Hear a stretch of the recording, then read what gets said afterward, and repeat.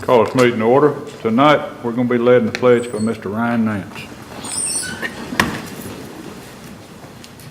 I pledge allegiance to the flag of the United States of America and to the republic for which it stands, one nation, under God, indivisible, with liberty and justice for all.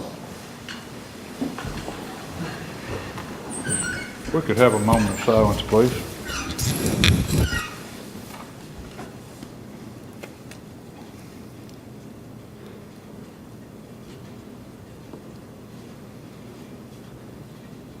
Thank you. I'd like to welcome everybody to this, our last meeting for the month of January, and got several items on the agenda tonight that some of them are hot and some of them may not mean a whole lot, so we'll get started here. Approval of agenda. So moved. Second. Got a motion by Mr. Blair and a second by Mr. Holliday. Any further discussion? All in favor say aye. Aye. Any opposed? Motion passes. Approval of consent agenda. So moved. Second. Got a motion by Mr. Young and a second by Mr. Nipper. Any further discussion on this? All in favor say aye. Aye. Any opposed? Motion passes. Number 6, visitors. I believe tonight we've got one visitor, Miss Michelle Palmer. Miss Palmer's here with Read to Succeed, so welcome to have you. Thank you so much for having me tonight. My name is Michelle Palmer, and I'm here on behalf of Read to Succeed, which, as you know, has been promoting literacy here in Rutherford County for over 10 years. I know you're all familiar with and participate in some of our programs, such as Reading in the Schools Day, the Reading Rally, Unplug and Read, our Read to Be, and of course our many family and adult literacy programs. I'm here tonight to bring to your attention this year's One Book Community Read program, which is now in its 7th year. Each year we join with Linebaugh Library, area media outlets, including the Daily News Journal, and other community partners in asking adults in Rutherford County to all read the same book. Over the years, we've promoted nonfiction, literary fiction, and popular young adult choices. This year, readers told us they'd like a mystery, so we selected The Last Policeman by Ben Winters. Which is this right here. Then this is what the story's about. It's a really interesting book. It's a great premise. It's in the book. It opens with an asteroid that's on a cataclysmic collision with Earth. With just 6 months until impact, most industry is shut down as hordes of people abandon their jobs to pursue their bucket lists. Other people are committing suicide, but to young detective Hank Palace, one of these suicides has seemed suspicious. And despite his colleagues' lack of enthusiasm, despite the difficulties of accomplishing anything as the country's infrastructure fails, despite the apparent futility of solving a murder if we're all going to die, Hank Palace keeps working the case. Each year, we partner with one or more community organizations whose mission relates to the themes of our chosen book. To many on our committee, this book is most about persistence and hope in the face of disaster. With that in mind, we're excited to partner with the Heart of Tennessee chapter of the American Red Cross. And to further explore the scientific premise of the book, we're also collaborating with the MTSU Department of Physics and Astronomy. Be watchful for events that involve both of these groups. We're very excited that we're going to be having a talk at the astronomy group at MTSU at the Weiser Patton Science Hall on February the 7th, which is going to be on killer asteroids. So we're partnering with them. They've come to our meetings. We're excited to promote them. You know, you don't often get a book that's about a gigantic asteroid, so you have to take advantage of all your community resources when you have them. The Last Policeman, which is the first of a trilogy, won the 2012 Edgar Award from the Mystery Writers of America, and it was named one of the best books of 2012 by Amazon. Different people have called it darkly intriguing. It raises big questions about civilization, community, desperation, and hope, and a lot of people refer to the book as a really fun read. So obviously it impacts different readers in different ways. We're eager for Rutherford County to experience this book and the discussions that it inspires. I brought a copy of the book, as you can see, and we ask that one of you take it, read it, go to our Facebook page and write a comment. and then pass it on. And we appreciate you taking a leadership role in showing our community that literacy matters. So who would like a copy? Mr. Holliday? Be sure to pass it on. It's a really great book. It's really gripping. We tried to pick something this year that was a little less female-oriented. The last couple of years, we've had books that had a strong female protagonist, and this is really, it's a great guy character. So I think you guys will really enjoy it. Anybody, any questions? No? Thank you guys so much for letting me speak tonight. We appreciate it. Thank you, Ms. Palmer. Thank you, Ms. Appreciate Palmer. that. Mr. Holliday, Yes, sir. when you get that read, won't you give us a book report? Book report. Pass it on to Mr. Blair. He takes care of the board library. So, I guess he may have all 7 books. He may. Because I haven't seen any of them yet. But we appreciate the reading. All right, Mr. Odom, number 7. Number 7, we have a recognition tonight, which is kind of a pickup from one that we had back before Christmas, I think. And I think Mr. Tim Tackett, our athletic director, is going to make that introduction. We have a couple of guests with us tonight. I am. This is a tough duty to come and do this. Of course, I'm teasing with that.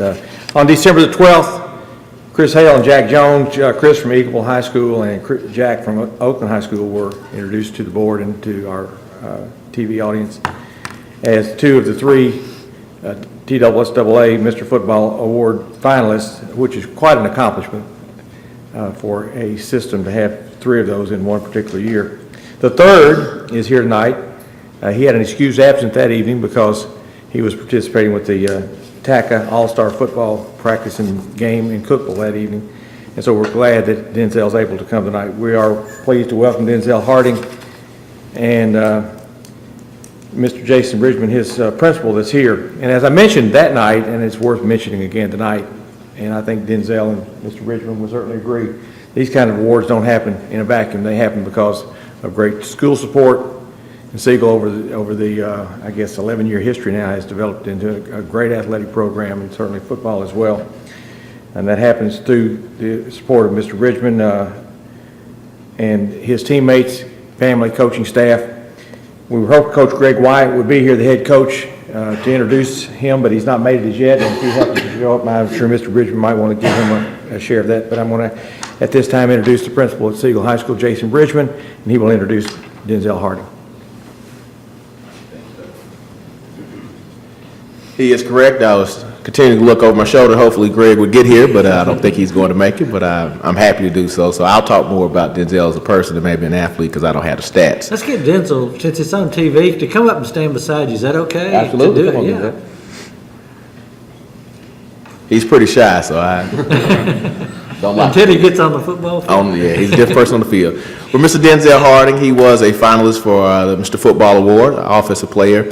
Was an amazing athlete and has been since he's been in Rutherford County. Just today, he was sporting his Central Middle School championship shirt. So he's been a good player, I think, for a long time in Rutherford County. We're going to miss him. He's a senior. He's still deciding where he's going to do when he leaves us. But a great student, great kid, always got a big smile on his face, never behavior problem, just as a great representative of what we expect our student athletes to be. Really good kid. We're proud to have him represent us. He's not that good of a basketball player because he took a loss today in the student faculty game, but a football player, he'd be hard to beat. Mr. Denzel Harding.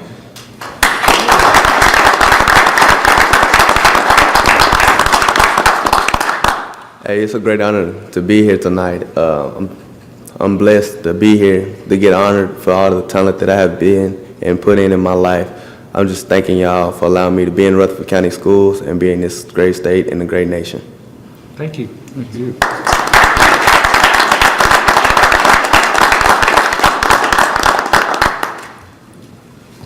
Any board members have any comments? Just congratulations, great representation. Yes. Thank you. Number 8. Number 8, recently when we have our central office meeting with the department chairs and that sort of thing, get together, Mr. Fred Blair did a presentation and shared with us some things that were going on in food service, and I said I did not know that. And I think you would appreciate knowing that, and I think our public would be interested in knowing it. So our spotlight on education tonight comes from our food service, and our coordinator of that, Mr. Fred Blair, will be sharing that with you this evening. They even brought handouts. Like I told others, tonight we'll start with this, and maybe next week we'll add food to it. Looking forward to that. There you go. This is school board week, I think, so I don't know. So that would work with you. One of the things, I mean, y'all know as well as I do that school nutrition is an ongoing, changing environment. And one of the pieces of the puzzle that we decided that we needed to take a greater step in within the community is moving towards more environmental friendly products in our school cafeterias. Our middle schools and elementary schools still use our, the dish machines and the hard plastic trays, but from time to time, due to equipment failure, people that aren't with us due to absence, there's a need for us to provide substitute products. And what we've done is we have moved, and I can tell you tonight that we started this process this time last January looking for suppliers and vendors to help us out. But as of the first of this year, every one of the schools within Rutherford County is now completely styrofoam, plastic-free. Everything that we use as far as disposable products are all compostable. So everything that you see right here from the tray that we have, the tray is actually made from compressed, recycled sugar cane. The containers that we use are made from the same products. The napkins are recyclable. Everything that we use is plant-based. Even to the flatware, the forks and the spoons, those are either made with plant starch or sugarcane products. The plastic cups, this is just a small sample. The larger cups that the teachers use and that we have for students, those are all made from corn resin. So nothing that we have all the way down to the trash bags now that we have in the school system, within the cafeterias, it has a 120-day shelf life. So once it hits the landfill, and the thing that we ran into before was with the black trash bags and things like that, once it got to the landfill, it couldn't do anything because it was all contained, sunlight couldn't get to it, and anything like that to help decompose. Now with these trash bags, they will automatically begin to deteriorate so that once it's in the landfill, everything that's plant-based is going to return back to the soil. And from checking around with different suppliers, I can assure you that we are the first district in the state that has 100% compostable products. Some other districts use partial things just as they need it, but to be styrofoam and plastic free, we're the only one that I know within the state that has this available to us. So I did want to share this with you to let you know that I know it can be an issue with from a county standpoint to let them know that we are making the effort because there's a lot of trash that goes through our cafeterias with 46 of them, and we wanted to make sure that we were letting y'all know that we're doing our part to help out. And it's good messages on the containers. It talks to the children about every day should be Earth Day, even on the napkins that they see. So we're trying to educate the students as they go through that what we do is being responsible to the environment. So that is it from my side. Any questions or anything? Is this on our website? Not yet, I don't think so. We have a story coming out about this, and Christiana Middle School winning the recycling award for the state coming out next week. Great initiative. Thank you, appreciate it. Ms. Blankenship, Mr. Young now with our farmer friends and all, you've got something you can talk about, plant-based materials.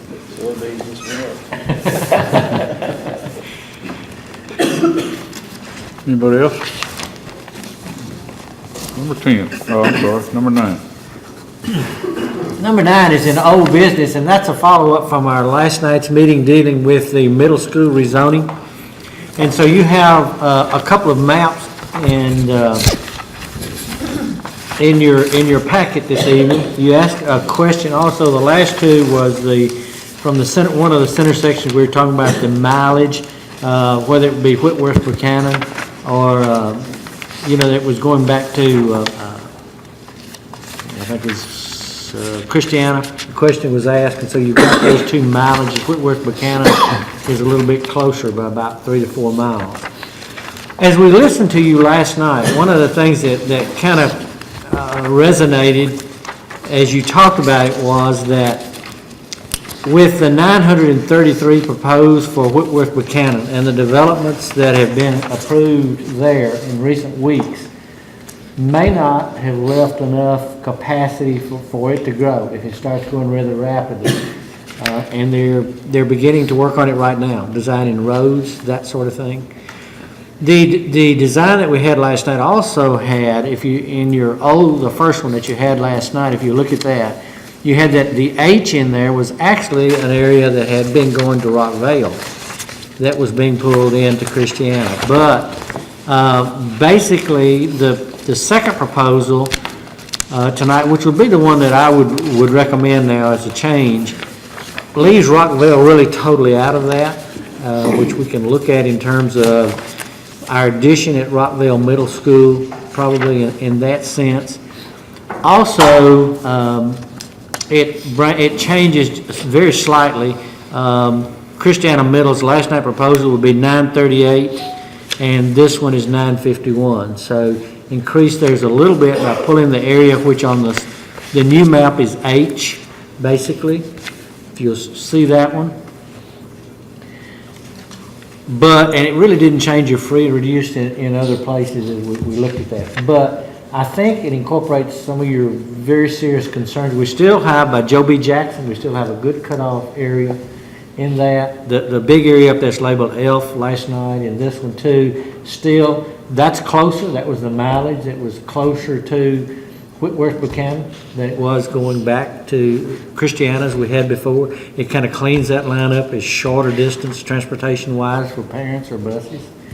Another thing that we found as we looked at it is because you try to incorporate cost, the thought of cost into that.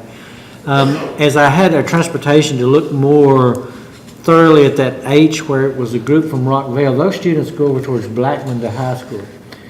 So the potential is where they were going back over to Rockvale Middle School and Blackman High School, a bus could carry them out and serve both of them.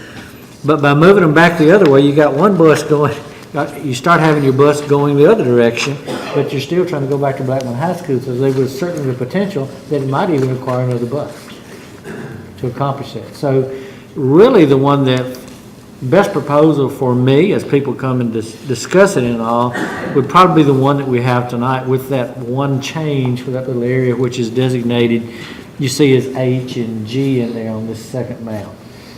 The remainder of it is exactly the same thing we discussed last night. The Halls Hill area, all of that remains the same as what we discussed. Would you allow a motion, Mr. Chairman, and then we can have some discussion? I'm good with that.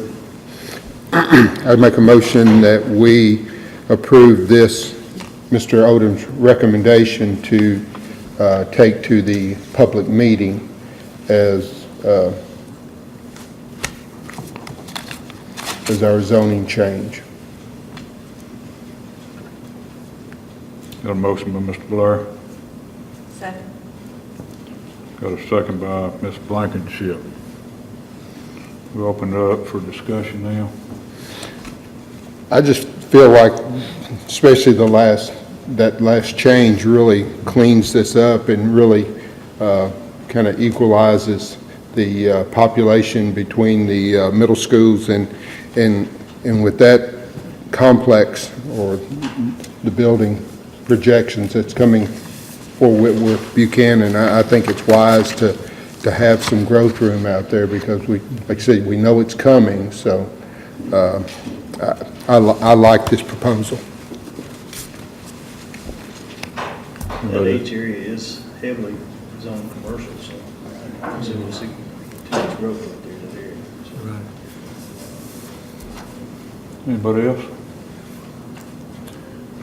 There was some discussion last night about a baseline to start the discussion on grandfathering, and Mr. Odom, if you could weigh in on that and tell us what we would expect to have at a public hearing as a baseline for that That being said, this is a motion this evening to bring this to a public hearing, but not to adopt it. But that this would be the map that we bring to a public hearing to kind of focus our discussions. Basically becomes a first reading. Yes, sir. Correct. And we want the people that's watching on TV tonight or will be seeing this broadcast to realize, please come. If you have concerns in that area, or you want to express yourself, please come to that public hearing, which is February the 11th. 6:30. At 6:30 at Whitworth Buchanan Middle School.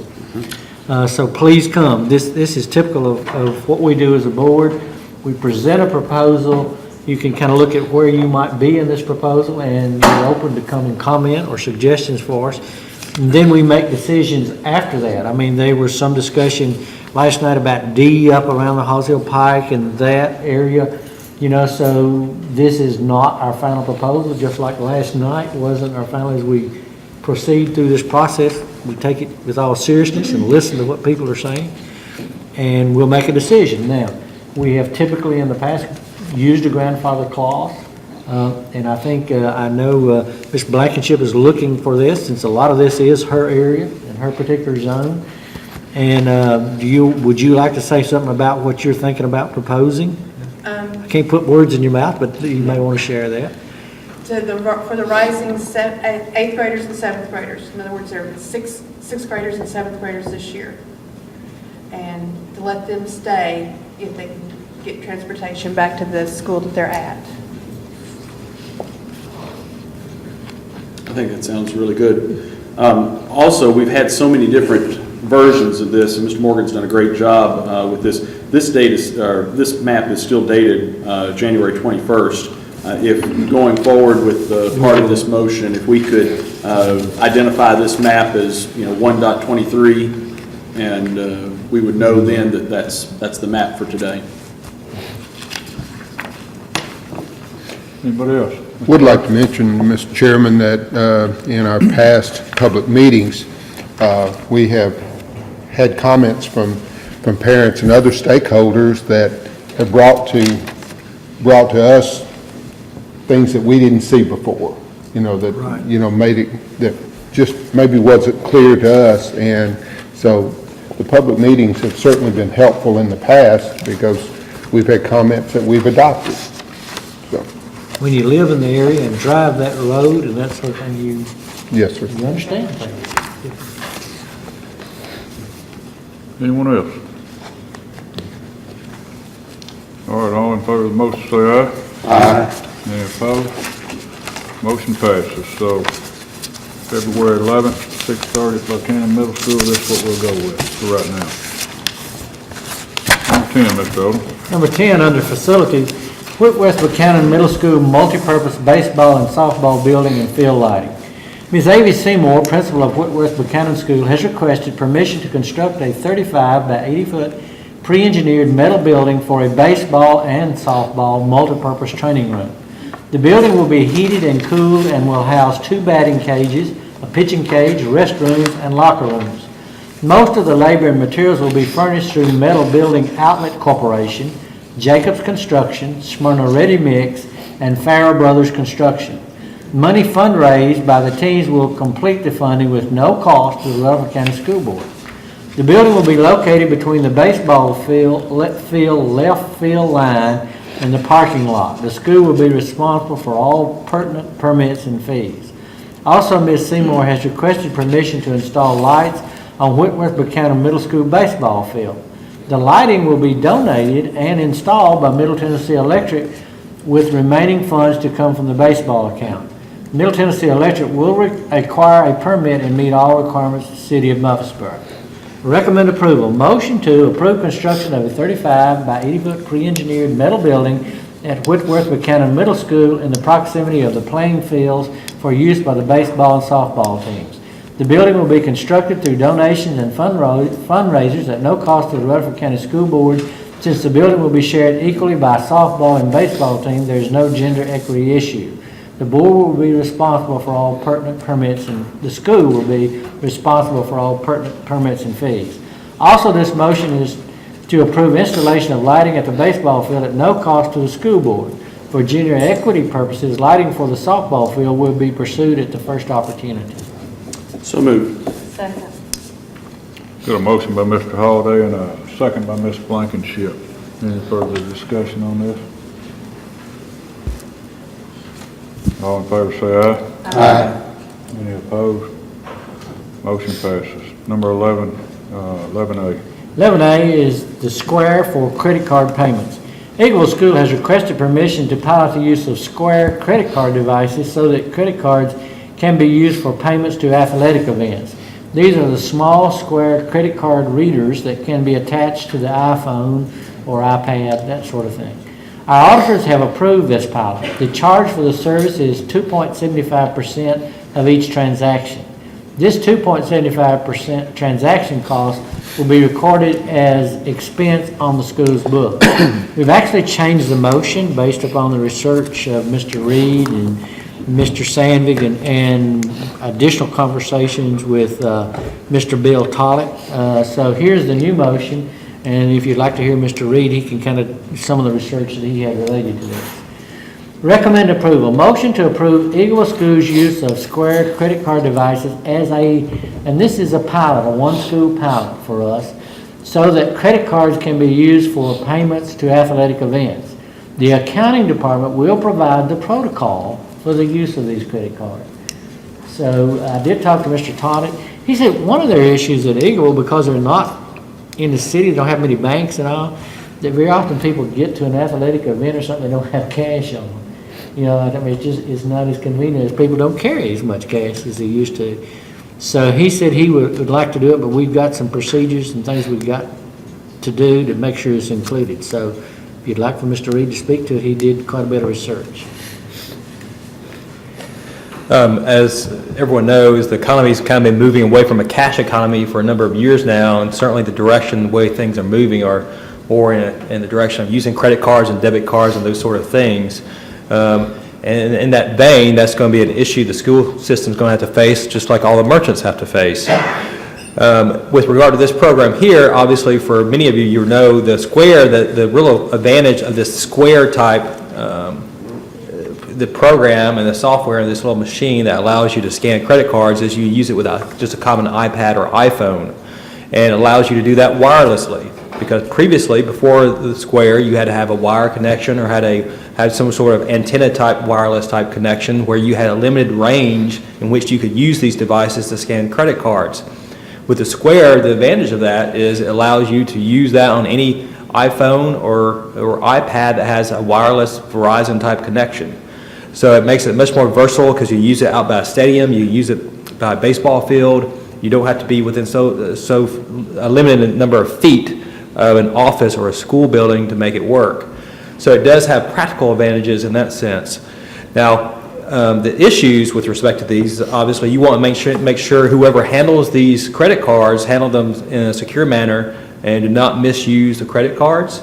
And you want to make sure that the information that's scanned stays in a secure environment, is not misused, and they're handled right. So what we've kind of talked about with Mr. Sandvig and Mr. Odom is certainly during this pilot phase is ensuring that the only people that would have access to using these devices for credit cards would be staff members of the Board of Education. So we would not allow parents or students to use these devices with respect to any events or take ticket money. Now, so that will provide us a measure of security there. The Square program itself has a number of security features in regards to it as well, and then we'll only be using these devices in regards to school-owned iPhones and iPads. So it's not a situation where you have someone just pull out their iPad or their own personal iPhone and use these devices to take credit card numbers. Now, the merchant agreement that the school will have to enter with Square is similar to many of these merchant-type credit card agreements in the sense it says a few things. A lot of these terms are common with regard to credit card agreements. One of those is that the school is prohibited from charging a surcharge to use credit cards or debit cards on these devices. So while you know the school is incurring this charge of 2.75% per transaction, that's not anything we can directly charge the consumer who's using that card. That has to be a cost that we just generally eat as part of the whatever program we're providing. So So the ticket prices for anyone who purchases tickets through this type of device will be the same as it would be for someone paying cash. The other thing is, with respect to chargebacks, and this is the same with all credit cards, is should someone dispute a charge on their credit card and they get their credit card statement and say, well, I did not charge that $8 to that school event. That was an unauthorized charge. That unauthorized charge gets debited back on the school account. So ultimately, if there's an unauthorized charge, it's the school being responsible for that. So that will come back on the school. So that's yet another reason to make sure we have our staff to kind of properly monitor and watch this system as it's being implemented to make sure we don't have abuses in the system. So it's kind of a new thing for the schools. We talked about kind of doing this on a pilot basis for the one school to see how this thing goes for the rest of the year. And if it looks like it goes successfully, we don't have many problems with it, we may be looking to do it at other schools. How many devices are we talking about being used? He just talked about one at the time and putting Okay. it actually on a iPad. I think it'll work Android or iPad, but he said it is a school-owned iPad is what they were looking So at. just one device then? That was the way that he was looking at it this time. I think that's one reason we want to pilot and see how big, how much it takes to do it. So moved. Motion by Mr. Blair, Second. second by Mr. Young. Any further discussion? I guess, When will you have access to the information pertaining to how many people use that card that night? Is there a function of that software that will give you access to information such as that? Well, it links to your bank account. So for every charge that credits to your bank account, you can go to your bank account. So in this case, it'll be the school bank account and look on the school bank account to see what credits have hit that school bank account. And is that going to be an immediate, as a debit card would reflect? Will that be an immediate? If you have the means to pull up your account electronically, it'll be fairly quick. It won't be necessarily instantaneous, but it'll be within a few minutes. So at the end of the game, you can say, well, tonight we made X number of dollars, more or less, in admission fees. At the end of the evening. If they have access to the school. Okay, but bank whoever account. was using that particular device would probably have that capability, is my question. Right, well, whoever's using that device won't necessarily have immediate access to the school bank account because it's two different softwares. You know, the software that operates the Square credit card scanning machine, all it does is scans the credit card and then processes that information, sends it out wirelessly to the internet. That hits the banks it has to hit, and that information is not even stored on the iPad. So it's just processed at that point. So you won't have, on that iPad device, you won't have a list of everything, every credit that's hit right away. You'd have to go to a separate site for your bank account. So more or less a bookkeeper would, A bookkeeper the would next do that. morning. Yes. If I can, let me throw in a little bit.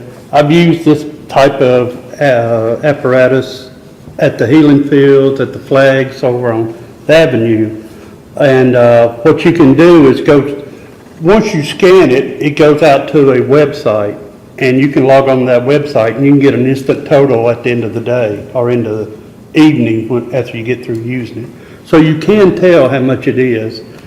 You will go to that website, but you will not go to the school system. So it's like it goes up here and down to there. So you can tell, get a report. If you don't mind, let me ask you a question.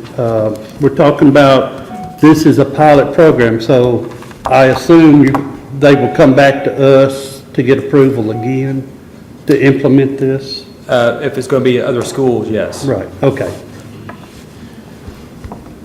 Mr. Holliday? I have two concerns. One is, and since we're on the topic of the pilot program and such, I can well imagine that we'll find ourselves with two different gates for entry, perhaps into an athletic event. And then once we condition those who would attend into an expectation that they can use their card, it won't be long before they'll want to use it at the concession stand or something of that nature.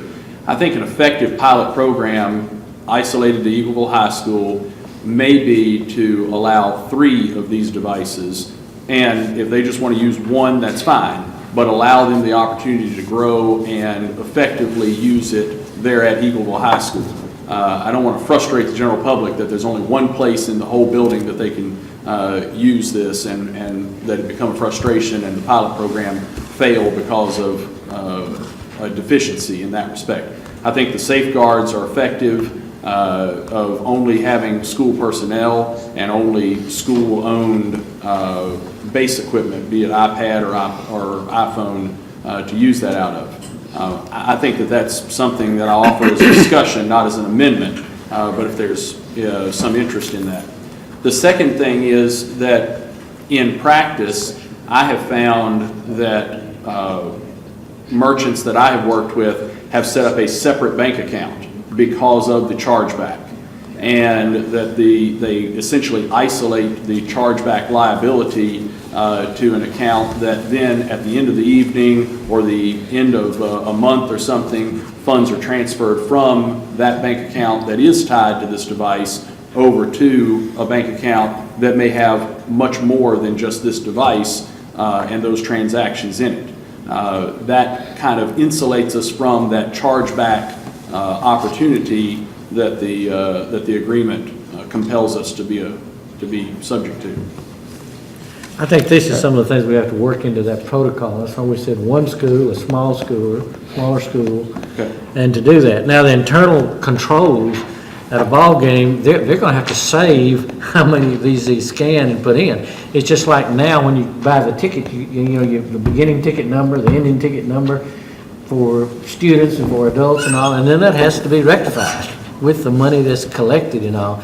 So that's not going to change. I mean, that's still going to have to be dealt with to meet the requirements of the internal control. Any other thing, Jeff? I mean, do you want to say anything about that? I mean, we'll still do the same ticket reconciliation.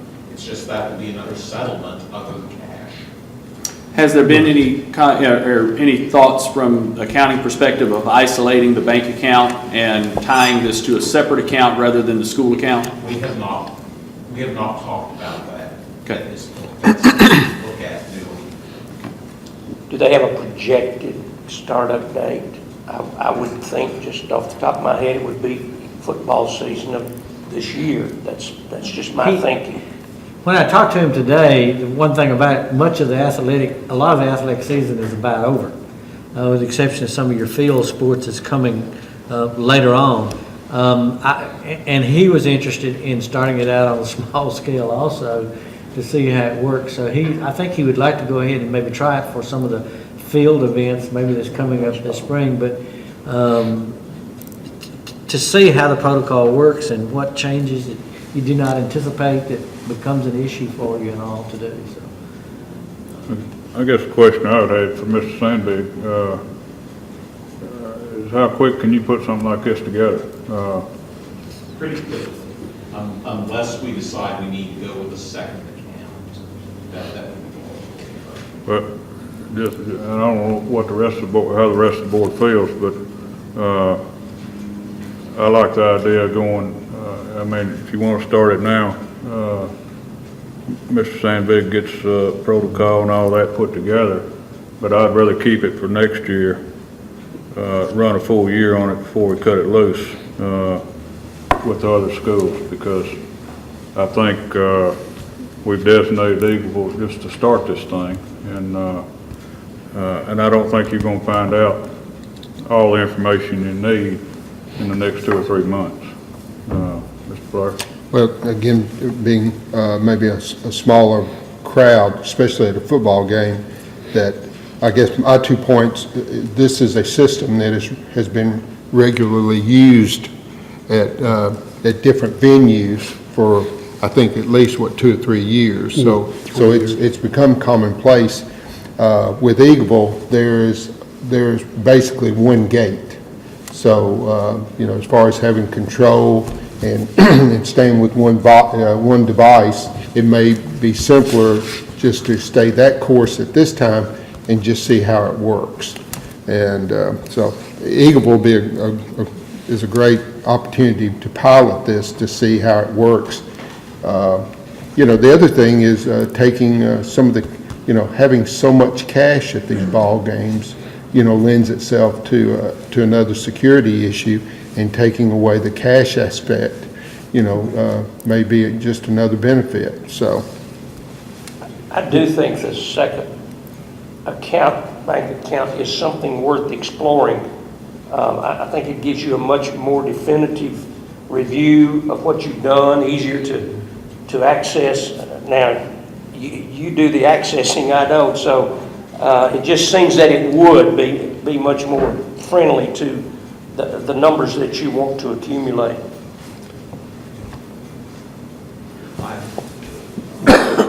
Just something we'd have to look at. I have the concern the banks charge for these accounts. Okay. It could be the charges for maintaining that second account could be fairly high. One of the things that I did like in looking at this was Starbucks uses their processing, not the devices, but they do use them for their credit card processing. And that is an environment, and it's one we're going to see increasingly, where there are lots of small charges. If you have the card physically scanned in a service type payment, chargeback should not be much of a problem as long as you have it physically scanned. Now, you pay a slightly higher rate, and there's a 15-cent additional surcharge if you have to key in the numbers. Where you're keying in the numbers, you've got a better chance of fraud. But if it's your card and you're not reporting it stolen, the chances of chargebacks are pretty minor for an event like that. You're not dealing mail order or eBay, anything like that. So, but we could look into the possibility of that and see what the cost would be. Of course, I know nothing about your banking accounts, but it seems like to me as much money as flows through the Rutherford County school system, bankers would be friendly. Each of our schools, though, except the two alternative schools, they have their own school activity funds. The bankers are friendly, but they also are out to make some money on the accounts. Yeah. We can do it if you want to add that to it. I do like, though, Mr. Holliday's suggestion about the concession stands. That's where I think the bulk of your money is handled. But that's not run by staff members, though. I thought, okay. No, that's by volunteers. Volunteers. Anybody else? I'm gonna go back to what I questioned a while ago, time factor. I feel more comfortable, this is me personally, I feel more comfortable having a time factor on this thing, to at least where I know what's going on. And the reason to know what's going on, you're gonna have all the other schools, once this thing gets out, wanting to do the same thing. I mean, it's just the way things are going. So I don't know if we want to start it next year. What I'm saying is start football season and run it through the whole year, see how it works out, or it's just hard for me to feel like you're going to get a whole lot of good out of it in the next 2 or 3 months to even know what's going on based on your sports. That's my opinion. I mean, And I agree, Mr. Chairman. I think it gives you an opportunity to get all your controls and your procedures down and possibly do some test runs and see how it works. So I would agree, Mr. Chairman. So maybe Are you thinking about starting next year or starting this spring through next year? That's the thing I want to get through. If you begin this spring sports, to my knowledge, the only two that are going to pay Baseball, softball. Baseball, softball. And where they, well, at Eagleville, I don't know if they have boys soccer, but maybe. But those are the only two that I can see paying. Those are primarily limited to parents, grandparents of the players, much more of a reduced attendance than, so would your numbers be worth it for spring sports? Just my personal feeling is, I don't think you're going to generate enough to really see what it's going to do. That's what I'm saying. Would it be a factor that you could make a judgment on for spring sports? Also, I think I know Mr. Sandvik says he's got some things in mind, but I think it's going to take a little while to incorporate it myself. Now, as far as going back to the schools, as far as having one certain area, not concessions and all that, I think we leave that up to the schools versus tie their hands just for one, and that may be something Mr. Sandberg wants to incorporate in how we do things. But I just feel like doing it this spring, you're not going to learn anything. Mr. Chairman, I think there may be benefit just in a training function for the slow pace of the attendance of a baseball or softball game or something versus the gate at a football game that, there's a kind of a crush of people. I could see perhaps a plan where we ask for the protocol to come back to us in July before we get into football season, and we could see what Mr. Sandvik has put together through, a slow implementation that could start immediately at Eagleville. And it's a one-year pilot program, and we would be able to then take a look at it in January 2015, and that would be potentially a rollout to other schools. But a one-year pilot program that gives you a defined time period and a review of that protocol before we get into football season in July. The only problem is what Mr. Sandvik mentioned, that if they have to set up a separate account, that cost may be prohibitive. So it could give that us... separate account's not in the motion right now. Okay. It's something we've offered for discussion. I think Mr. Sandvik's going to take it under advisement. But his explanation of the limited nature of chargebacks because of physically having the card, that's a good point. And so we may be sufficiently protected there to where the separate account is not necessary. Right. And I would expect perhaps he may bring that to us, when we review the protocol in July, that they've examined the circumstances. If they came back with 0 instances of chargebacks in July with 150 transactions or something like that, the board could take that under advisement and say we're good to go for the fall. Did Mr. Tollett mention a time frame for this, or would he rather wait and start for the 2014, I didn't 2015? I didn't push him for really a time frame, with that. But I think we just probably need to enter in some additional dialogue with him, to do that. But I'm okay with the time frame.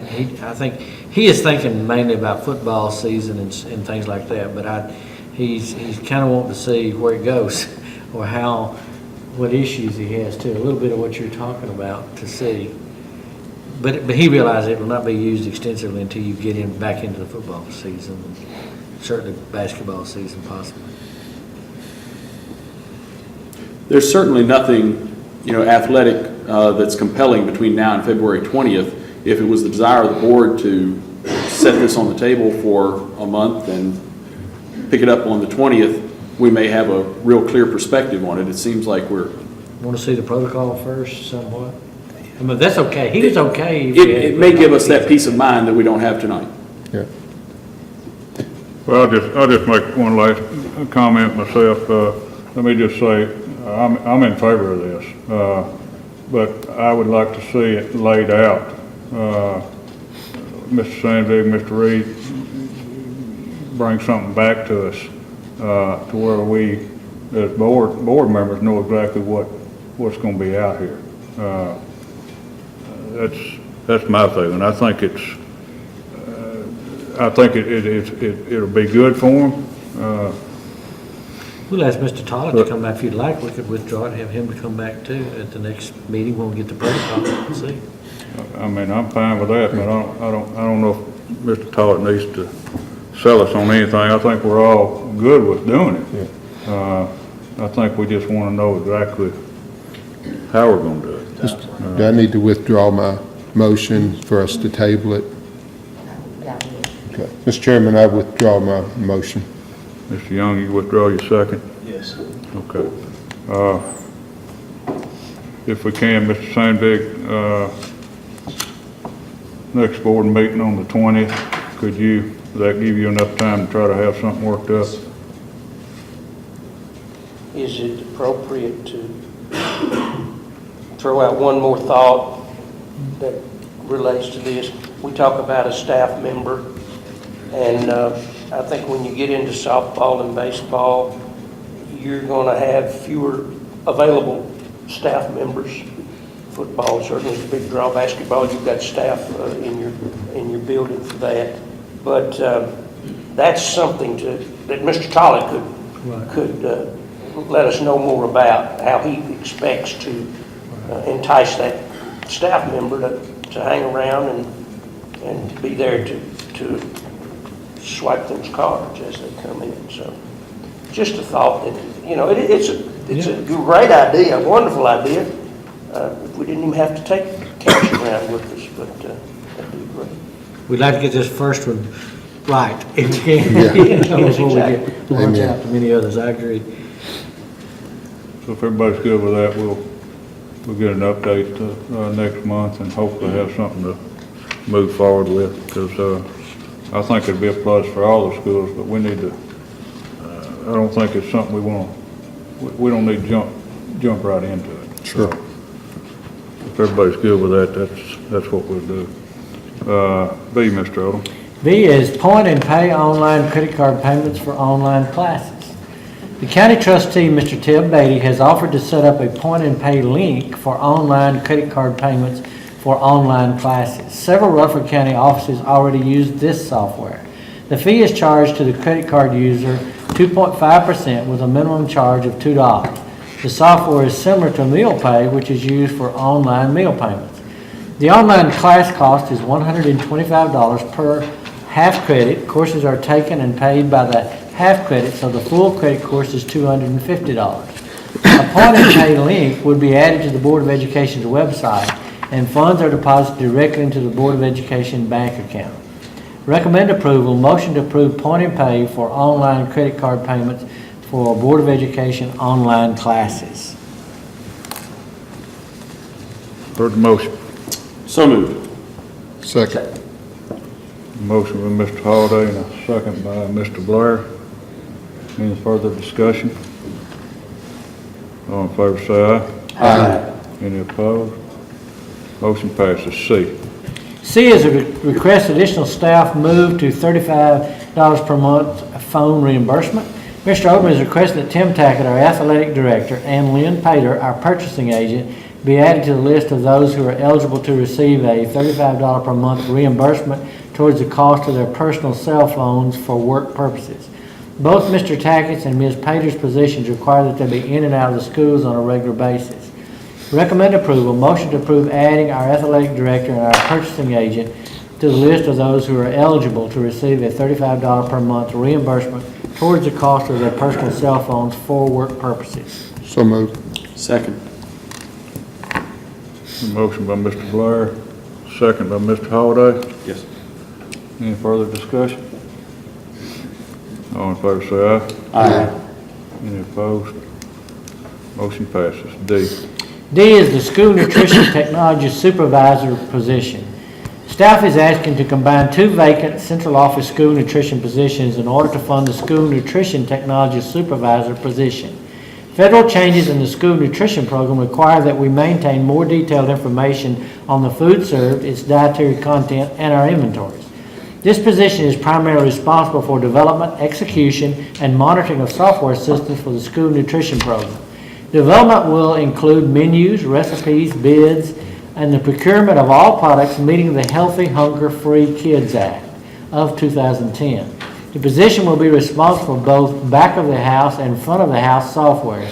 Duties will include data input from individual inventory items, descriptions and pricing, analysis of reports dealing with revenues, inventory and financial progress, training and support for school nutrition team located at the school level. All information must be compiled and researched for the areas of improvement. Recommend approval. Motion to approve combining 2 vacant central office school nutrition positions to fund a school nutrition technology supervisor position in order to meet the requirements of the Healthy Hunger Free Kids Act. And Mr. Blair is here tonight and be glad to speak to that. If you would like to do that, you did have the job description last night, so you have that in your packet. I think it was online anyway. If you have a question for him, if you'd like to ask, let him know. I have a comment. I'd like to remind everybody that we are not related No, sir, unless we're we not. go back to Scotland. Exactly, So- right. I would have thought you'd made that comment. Mr. Holder? What is the interaction between this position and the cafeteria or food management managers in the particular schools? How are they typically going to interact? The biggest thing that the need for this position, 2 years ago, 3 years ago, when the USDA made any changes, it was a matter of us notifying a school, okay, you need to offer 3 more ounces of meat, change the scoop size, a spoodle size to 3 ounces, 2 ounces, half a cup. Now we have to have this data, every component of the 900 items that we have available for these folks to purchase.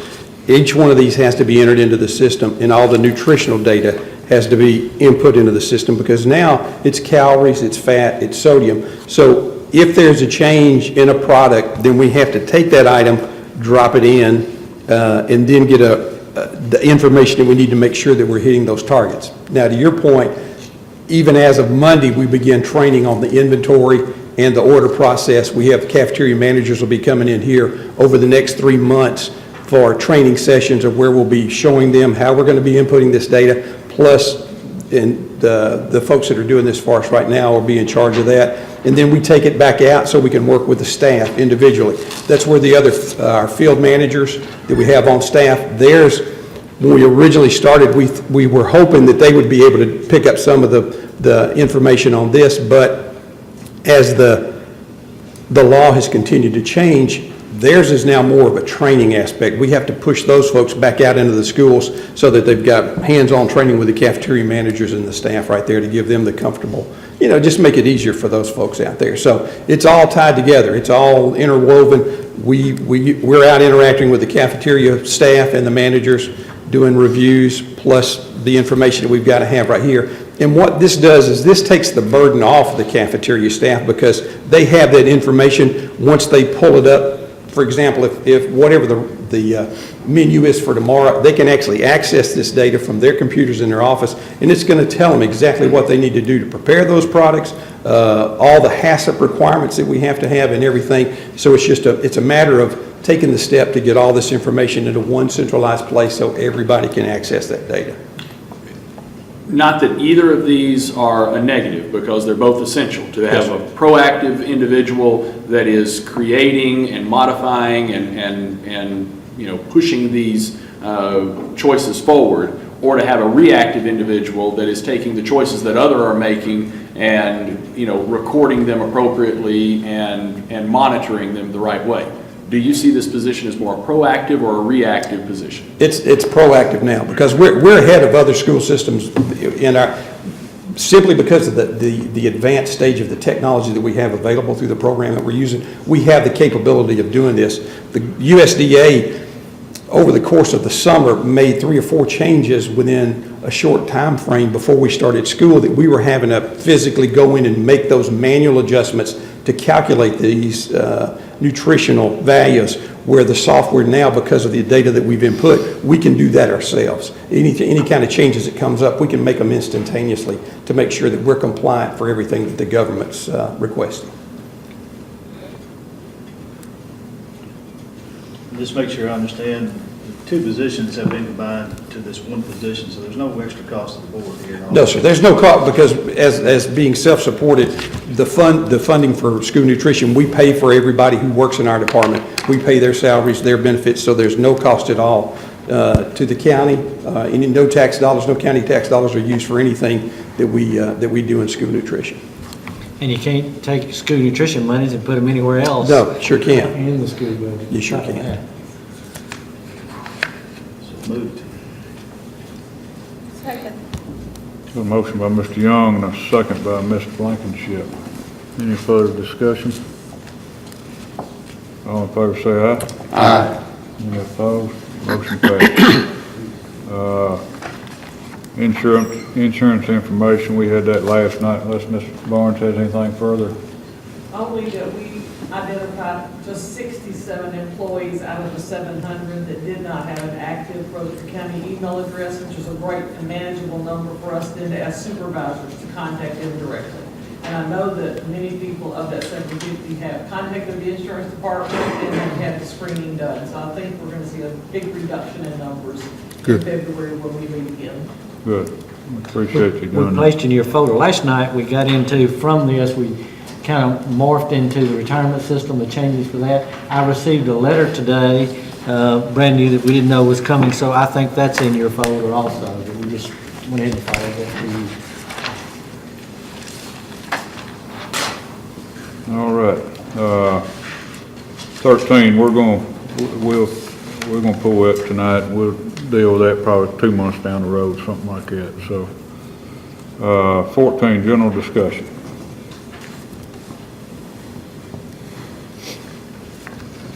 Anybody have anything? Mr. Holliday, you got anything?